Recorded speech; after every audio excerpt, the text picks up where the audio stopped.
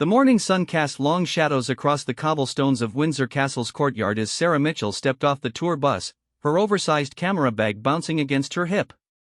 At 32, she had finally saved enough money from her accounting job in Phoenix to take the European vacation she had dreamed about since college. London was her first stop, and Windsor Castle topped her must-see list.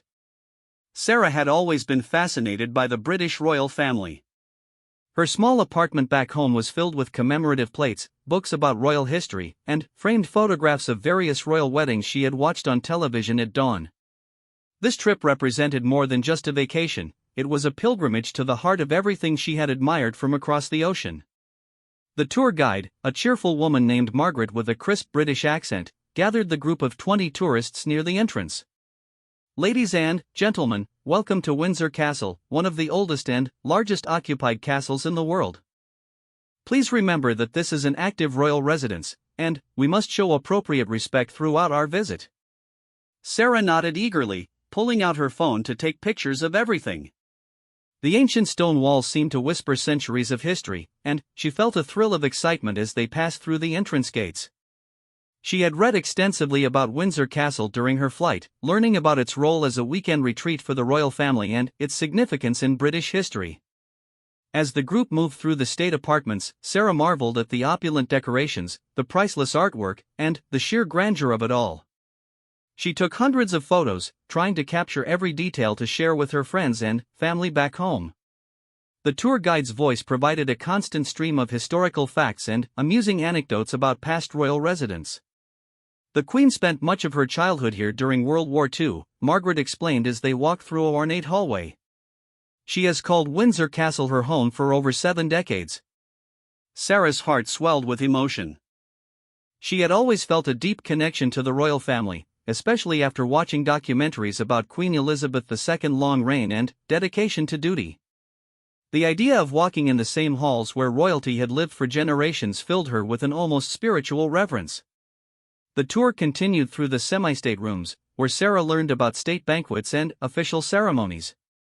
She imagined what it would be like to attend such events, to be part of the pageantry and tradition that defined the British monarchy. Her friends back home often teased her about her royal obsession, but, standing in these magnificent rooms, she felt vindicated in her passion. As they moved through St. George's Chapel, where Prince Harry and Meghan Markle had been married, Sarah felt tears welling up in her eyes. She had woken up at 4 a.m. to watch that wedding live on television, and now she was standing in the exact spot where it had happened. The Gothic architecture and stained glass windows created an atmosphere of sacred beauty that took her breath away. "This chapel has been the site of numerous royal weddings and funerals," Margaret continued. "It represents the continuity of the royal family and their deep connection to British history and tradition." After the indoor portion of the tour, the group was led outside to view the changing of the guard ceremony. Sarah had been looking forward to this moment since planning her trip. She had watched countless videos online of the guards in their distinctive red uniforms and tall black hats, but seeing them in person was an entirely different experience. The guards stood motionless at their posts, their faces expressionless beneath the iconic bearskin hats. Their red tunics were immaculate, and their rifles were held at precise angles. Sarah was amazed by their discipline and dedication. She knew that these men underwent rigorous training and maintained the highest standards of military bearing. "The Queen's Guard consists of serving soldiers from various regiments," Margaret explained to the group. "They are not just ceremonial figures but active military personnel who take their duties very seriously." Sarah watched in fascination as the guards began their precisely choreographed ceremony. Every movement was calculated and perfect, a demonstration of centuries-old military tradition. She raised her camera to capture the moment, feeling honored to witness this display of British pageantry. The ceremony proceeded with clockwork precision. The guards marched in formation, their boots clicking against the stone courtyard in perfect unison. Their commander called out orders in a clear, authoritative voice, and the guards responded with immediate, flawless execution. Sarah found herself holding her breath, not wanting to miss a single moment of the spectacle. As the ceremony concluded, the tourists were allowed to take photographs with the guards from a respectful distance. Sarah approached slowly, her camera ready, feeling a mixture of excitement and reverence. These guards represented everything she admired about British tradition and royal protocol. The guard she approached was tall and imposing, standing perfectly still with his rifle at his side. His uniform was spotless, and his bearing was absolutely professional. Sarah positioned herself a few feet away and began taking photographs, marveling at the guard's unwavering discipline. "Excuse me," she said softly, hoping to get his attention for a better photograph. The guard remained motionless, staring straight ahead as protocol required. Sarah knew that the guards were not supposed to interact with tourists during their duty, but she had hoped for perhaps a slight acknowledgement. Other tourists gathered around, also taking photographs and marveling at the guard's stoic presence. Children pointed and whispered, while adults explained the significance of the ceremony to their families. The atmosphere was one of respectful admiration and cultural appreciation. Sarah continued taking pictures from various angles, trying to capture the perfect shot to commemorate her visit. She noticed other tourists attempting to engage the guards in conversation, but the soldiers maintained their professional silence and rigid posture. Their dedication to duty was both admirable and slightly intimidating. As the crowd began to thin out and the tour group prepared to move on to the next portion of their visit, Sarah felt a deep satisfaction. She had witnessed one of the most iconic traditions of the British monarchy, and the memory would stay with her forever. The photographs would serve as tangible reminders of this special day. However, as Sarah followed her tour group toward the castle's gift shop, she realized she was feeling increasingly warm. The London summer was proving more humid than she had expected, and her excitement had caused her to work up quite a thirst. She remembered seeing a small cafe near the entrance where she could purchase something cool to drink. "I'll just be a moment," she told Margaret, the tour guide, who nodded and pointed toward the cafe. Sarah hurried across the courtyard, eager to get something refreshing before the tour continued. The cafe was bustling with other tourists and local visitors, all seeking relief from the unexpected heat of the day. Sarah ordered a large iced coffee, hoping the caffeine would also help combat the jet lag that was beginning to catch up with her. She had arrived in London just 2 days earlier and was still adjusting to the time difference. As she waited for her order, Sarah reflected on the morning's experiences. Everything had exceeded her expectations, and she felt grateful for the opportunity to visit such a historic and significant place. The guards, in particular, had impressed her with their professionalism and dedication to maintaining royal traditions. Her iced coffee arrived in a large plastic cup with a secure lid. Sarah thanked the barista and made her way back toward her tour group, sipping the cool beverage gratefully. The combination of caffeine and cold liquid immediately made her feel more alert and comfortable in the warm weather. Margaret was gathering the group for the final portion of their visit when Sarah rejoined them. "We'll now have a brief opportunity to explore the grounds and take final photographs," the guide announced. "Please remember to stay within the designated areas and continue to show respect for this royal residence." Sarah felt a surge of energy as she finished the last of her coffee. The caffeine had worked its magic, and she was ready to make the most of her remaining time at Windsor Castle. She looked around for a place to dispose of her empty cup, wanting to be environmentally responsible during her visit. Near the guard posts, she spotted what appeared to be a waste bin. Without thinking carefully about the protocol and proper procedures for tourists in this sacred space, Sarah began walking toward it, her empty coffee cup in hand. The guards remained at their posts, maintaining their vigilant watch over the castle grounds.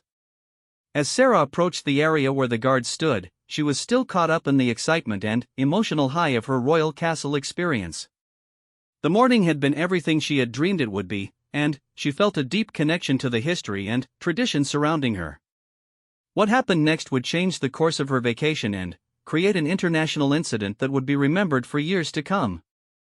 In her excitement and perhaps slight disorientation from jet lag and the overwhelming nature of her royal experience, Sarah was about to make a decision that would have consequences far beyond anything she could have imagined.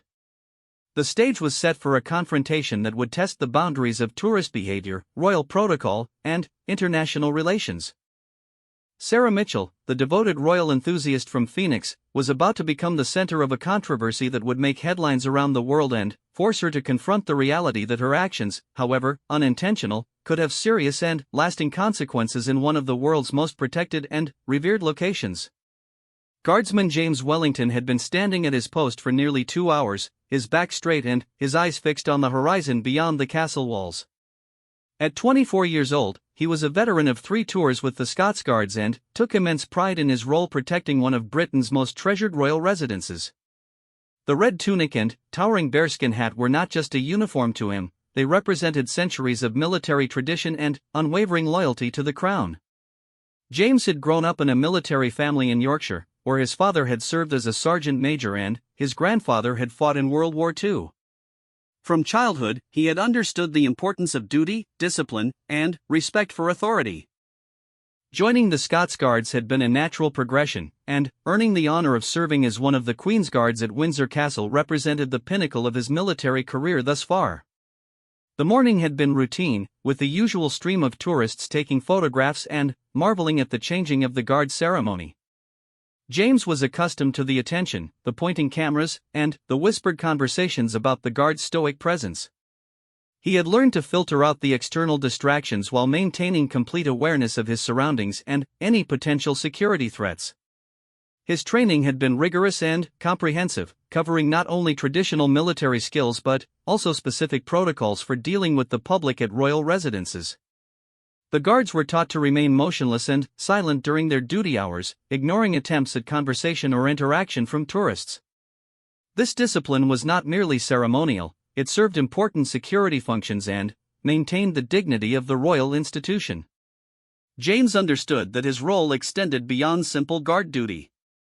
He was a living symbol of the monarchy's strength and stability, a reassuring presence that demonstrated the crown's ability to maintain order and tradition in an ever-changing world. Every moment of his duty was a performance that honored generations of guardsmen who had served before him. The tourists that morning had been particularly enthusiastic, and James had noticed several groups taking extensive photographs and videos of the ceremony. He was used to this attention and had developed the mental discipline to remain focused on his duties regardless of the activity around him.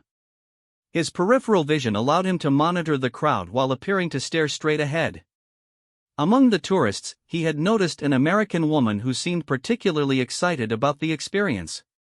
She had taken numerous photographs and appeared deeply moved by the ceremony. James was familiar with the type. American visitors often displayed an intense fascination with British royal traditions that sometimes bordered on obsession. While he appreciated their enthusiasm, he also understood the importance of maintaining proper boundaries and protocol. As the morning progressed and the initial crowd began to disperse, James remained vigilant. His relief was not scheduled for another hour, and he was prepared to maintain his position with the same precision and attention to detail that had characterized his entire tour of duty. The weight of his rifle, the heat building inside his bearskin hat, and the slight ache in his legs from standing motionless were all familiar sensations that he had learned to ignore through years of training. The castle grounds around him buzzed with activity as staff members went about their daily duties and new groups of tourists arrived for later tours. James was aware of all this movement but remained focused on his specific sector of responsibility. His eyes continuously scanned the area, looking for anything unusual or potentially threatening, while his body remained perfectly still. When he noticed the American woman from earlier approaching his position again, James maintained his professional demeanor but increased his alertness slightly. She was carrying what appeared to be an empty coffee cup and seemed to be looking for a place to dispose of it. He hoped she would simply take her final photographs and move on with her tour group. However, as Sarah Mitchell drew closer to his position, James began to sense that something was different about her approach this time. There was an energy about her movements that seemed less controlled than during the formal ceremony. She appeared to be speaking to herself or perhaps attempting to get his attention, though he could not make out her words clearly. James's training kicked in automatically. While maintaining his rigid posture and forward gaze, he used his peripheral vision to track Sarah's movement more carefully. Protocol dictated that he should not react to tourist behavior unless it posed a direct security threat, but his instincts told him to remain especially alert. Sarah seemed to be growing more animated as she approached, and James noticed that she was holding her empty coffee cup in a way that suggested frustration or agitation. He wondered if she was simply looking for a trash bin or if there was something else motivating her approach. His military training had taught him to read body language and assess potential threats, and something about Sarah's behavior was setting off subtle warning signals. The other guards at nearby positions were also aware of the woman's approach, though they maintained their disciplined silence and motionless stance.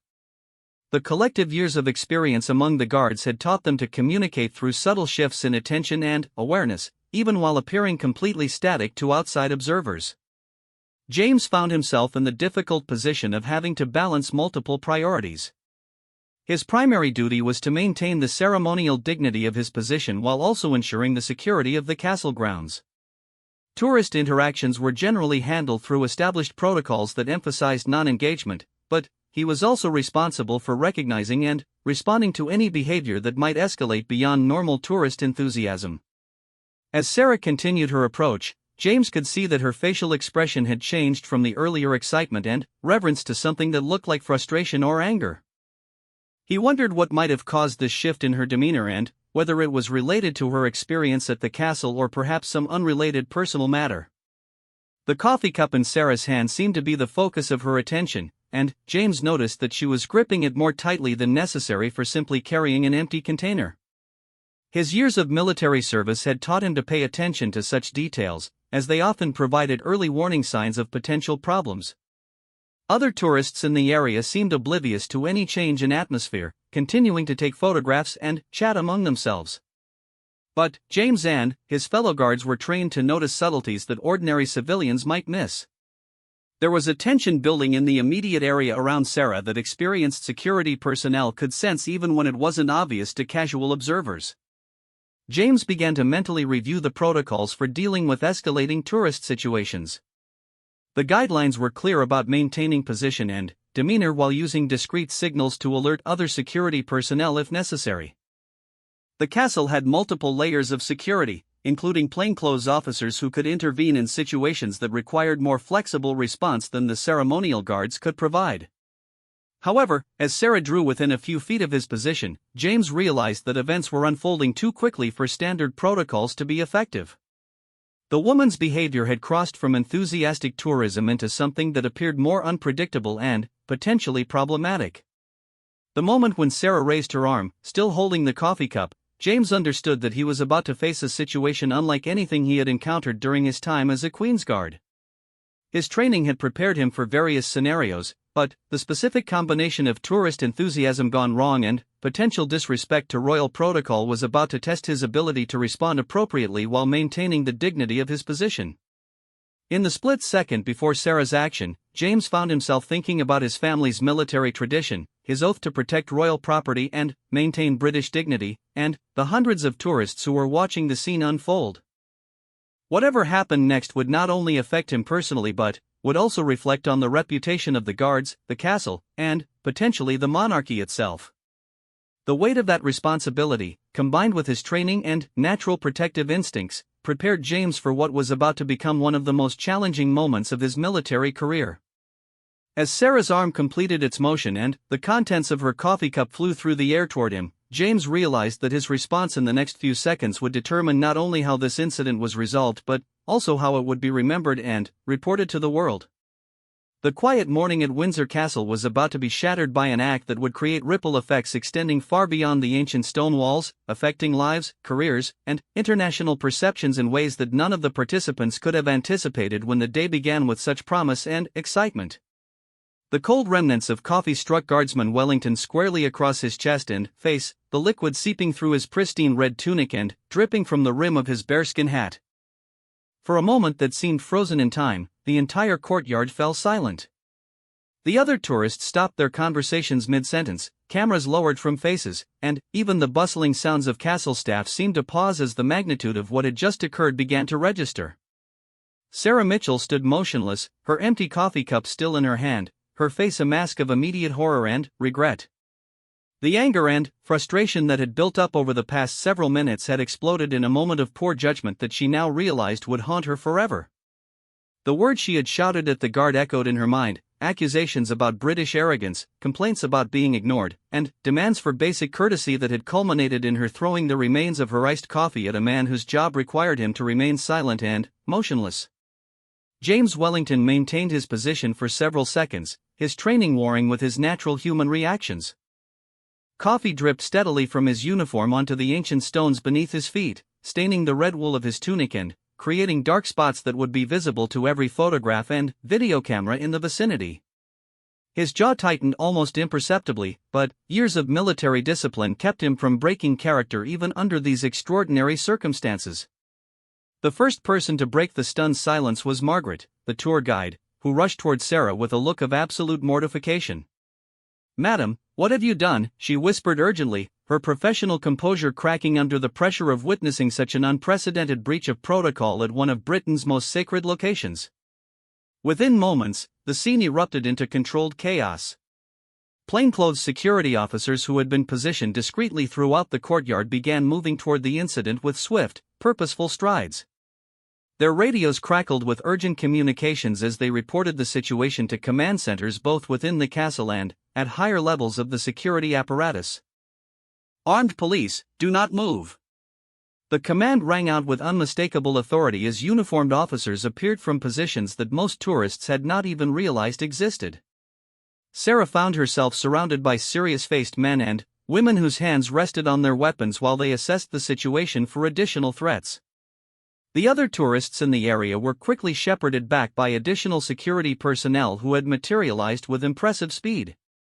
Parents grabbed their children, cameras stopped recording, and the orderly atmosphere of a pleasant castle tour transformed into something resembling a crime scene. The efficiency of the response demonstrated just how seriously British authorities took any form of assault or disrespect directed toward the Queen's Guard. Sarah's hands began shaking as the reality of her situation crashed down upon her. The coffee cup slipped from her fingers and clattered to the ground, the plastic sound seeming unnaturally loud in the tense atmosphere. "I'm sorry," she whispered, tears beginning to form in her eyes as she looked at the coffee-stained guard who remained at attention despite the assault he had just endured. "Sarah Mitchell?" The voice belonged to Inspector David Thornton, a veteran of the Metropolitan Police who specialized in security matters related to royal properties.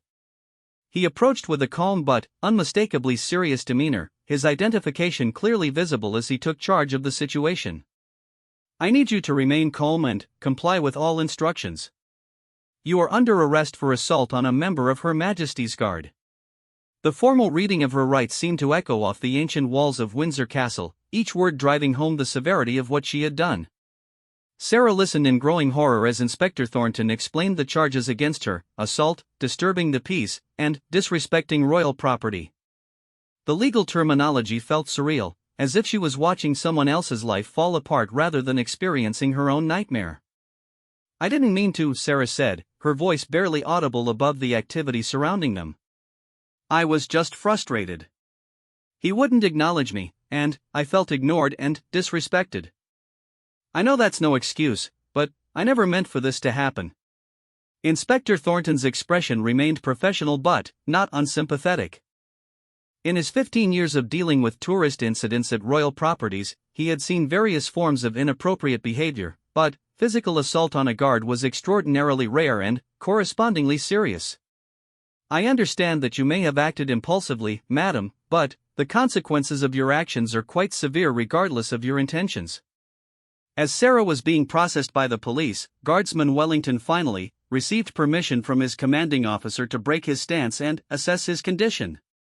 He removed his bearskin hat, revealing coffee stains in his usually immaculate hair, and began the process of determining what immediate action was needed regarding his uniform and equipment.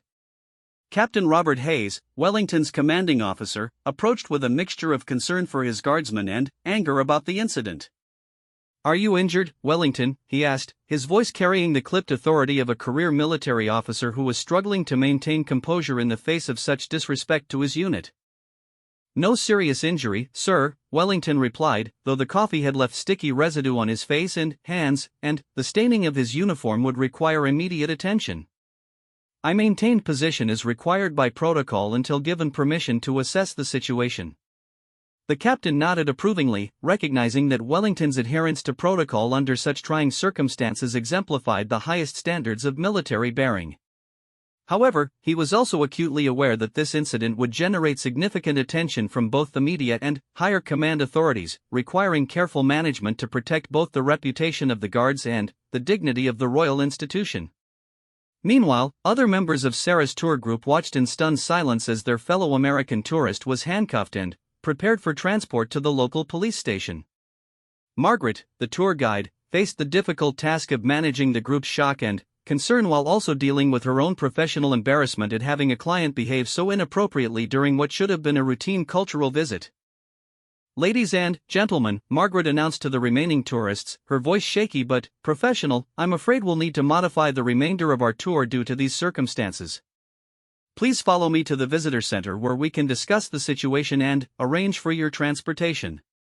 The castle's public relations team had already been notified of the incident and were preparing statements to manage what they correctly anticipated would become international news within hours. Social media posts from other tourists who had witnessed and recorded the event were already beginning to circulate, creating additional pressure to respond quickly and appropriately. Dr. Amanda Rothschild, Windsor Castle's Chief of Public Affairs, was in her office reviewing the preliminary reports when her phone rang with a call from Buckingham Palace. The conversation was brief but intense, as senior royal officials sought to understand the details of the incident and coordinate an appropriate response that would protect the monarchy's reputation while ensuring that justice was served. "The family is naturally concerned about any assault on their security personnel," the voice from Buckingham Palace conveyed with unmistakable gravity. "This incident must be handled with the utmost seriousness to demonstrate that such behavior toward the Queen's Guard will not be tolerated under any circumstances." As Sarah was led away in handcuffs, photographers from local news outlets who had been covering routine castle activities suddenly found themselves documenting a major international incident. The images of an American tourist being arrested for assaulting a royal guard would soon be transmitted around the world, creating a diplomatic and public relations challenge that would require careful management at the highest levels of both British and American government. The coffee stains on Guardsman Wellington's uniform had already been photographed dozens of times by tourists and news media, creating visual evidence that would become iconic representations of the incident. The contrast between the pristine ceremonial setting and the obvious evidence of assault created powerful imagery that would be analyzed and discussed for weeks to come. In the police vehicle transporting Sarah to the station, she sat in stunned silence as the magnitude of her situation continued to sink in. The vacation that had begun with such excitement and anticipation had transformed into a legal nightmare that would likely affect her life for years to come. Her emotional connection to the royal family, which had motivated the trip in the first place, now seemed like a cruel irony given the disrespect she had shown to one of their protectors. The international incident that would soon dominate headlines in both the United States and United Kingdom had begun with a moment of poor judgment fueled by jet lag, frustration, and cultural misunderstanding. However, the consequences would extend far beyond Sarah's personal situation, affecting diplomatic relations, security protocols, and public perceptions of both American tourists and British royal traditions. As the police car pulled away from Windsor Castle, leaving behind the scene of coffee-stained stones and shocked witnesses, the ancient fortress seemed to absorb this latest chapter in its long history of human drama and royal protocol. The incident would be remembered, investigated, and ultimately resolved. But the ripple effects were only beginning to spread across two nations and their complex relationship.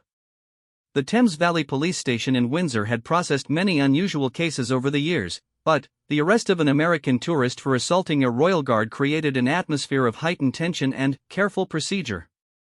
Detective Sergeant Lisa Campbell had been assigned to handle Sarah Mitchell's case, and she approached the interview room with the weight of international attention already pressing down on the investigation. Sarah sat in the sterile interview room, her hands folded tightly in her lap, still wearing the clothes that had seemed so appropriate for a castle tour that morning but now felt like a costume from a previous life. The reality of being in a British police station, facing serious criminal charges, felt completely surreal. Her phone had been confiscated as evidence, cutting off her connection to family and friends back home who had no idea what was happening. "Mrs. Mitchell," Detective Campbell began, settling into the chair across from Sarah with a professional but not unkind demeanor. I need to explain the charges against you and discuss the incident at Windsor Castle. You have the right to legal representation, and, given the international nature of this case, I strongly recommend that you exercise that right." Sarah's voice was barely audible when she responded. "I can't afford a lawyer, especially not in a foreign country. I'm just a small-town accountant from Arizona. This was supposed to be the trip of a lifetime, and now I've ruined everything." Tears began flowing freely as the enormity of her situation overwhelmed her emotional defenses.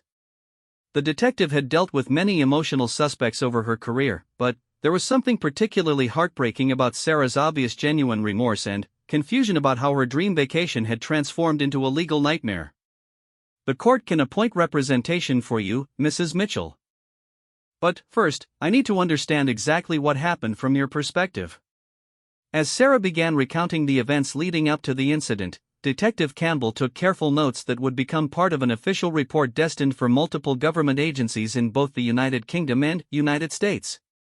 The story that emerged was one of cultural misunderstanding, jet lag, and mounting frustration that had culminated in a moment of poor judgment with far-reaching consequences. "I had been planning this trip for 3 years," Sarah explained through tears. "I saved every penny, read every book about British royal history, and dreamed about standing where the Queen had walked. When the guard wouldn't even acknowledge my existence, it felt like everything I had worked for was meaningless. I know that's no excuse for what I did, but I felt so invisible and disrespected." Meanwhile, back at Windsor Castle, the incident had triggered a comprehensive review of security protocols and tourist management procedures. Colonel Margaret Whitfield, the castle's senior security coordinator, was meeting with representatives from multiple agencies to assess whether the event revealed any vulnerabilities that needed to be addressed. While this appears to be an isolated incident involving one emotionally unstable tourist, we must examine our procedures for identifying and managing potentially disruptive visitors, Colonel Whitfield explained to the assembled security chiefs. The guard's response was exemplary, but we need to ensure that such incidents can be prevented or contained more quickly in the future. The American Embassy in London had been notified of Sarah's arrest within hours of the incident, triggering a carefully orchestrated diplomatic response designed to balance support for an American citizen with respect for British law and royal protocol. Cultural attaché Robert Harrison was assigned to monitor the situation and provide appropriate assistance while ensuring that the incident didn't escalate into a broader diplomatic problem. This is precisely the type of situation that can strain international relationships if not handled properly, Harrison explained to his staff during an emergency briefing. "We need to provide appropriate consular services to Ms. Mitchell while making it clear that the United States government does not condone or excuse her behavior." The media response was swift and intense, with news outlets across both countries covering the story with varying degrees of sensationalism and cultural commentary. British tabloids focused on the disrespect shown to royal traditions, while American media emphasized Sarah's background as an ordinary citizen who had made an extraordinary mistake. BBC News interviewed royal protocol expert Dr. James Whitworth, who provided context for viewers trying to understand the significance of the incident. The Queen's Guard represents more than 8 centuries of British military tradition and royal protection. An assault on a guardsman is not merely a crime against an individual, it's an attack on the institution of the monarchy itself. In the United States, Sarah's hometown newspaper in Phoenix dispatched a reporter to interview her neighbors and co-workers, painting a picture of a quiet, law-abiding woman whose passion for British royalty had led her into an unimaginable situation. Her supervisor at the accounting firm where she worked expressed shock and concern for her well-being.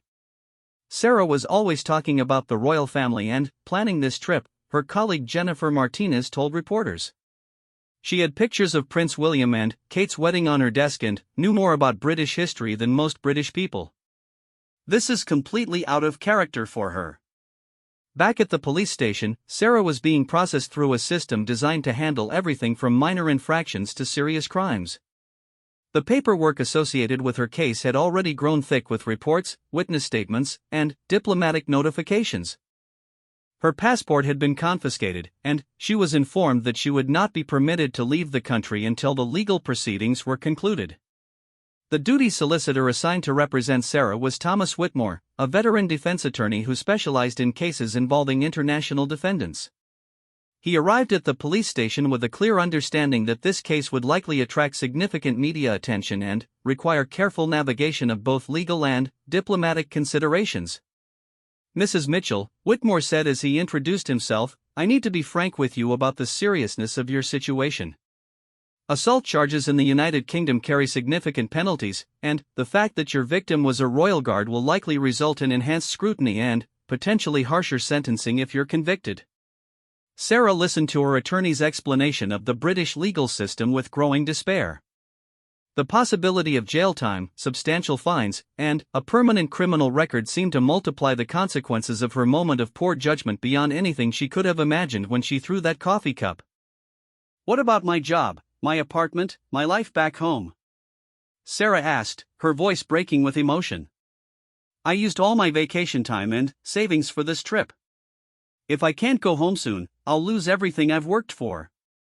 Whitmore had heard similar concerns from many international defendants over the years, but the combination of Sarah's obvious remorse and the high-profile nature of her case created particular challenges.